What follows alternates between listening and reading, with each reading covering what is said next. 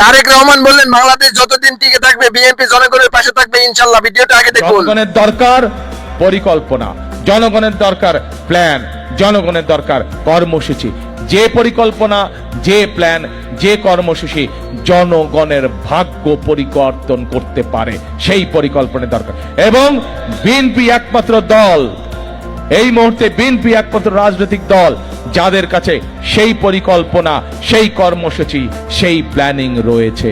আমরা এমন কিছু মানুষের কাছে বলতে চাই না যা মানুষের আওতার মধ্যে নয়। আমরা আপনাদের কাছে সেই প্রতিশ্রুতি দিতে চাই যেটি করার তৌফিক আল্লাহ মানুষকে দিয়েছেন। যেই তৌফিক আল্লাহ মানুষকে দেননি, আমরা এমন কোন প্রতিশ্রুতি আপনাদের সামনে উপস্থাপন করতে চাই না। সেজন্যই আমরা বলেছি বিএনপি সৃষ্টি হওয়ার পর থেকে এই দেশের মানুষের পাশে বিএনপি ছিল। এই দেশের মানুষের সুখে দুঃখে বিপদে আপদে সকল সময় বিএনপি ছিল।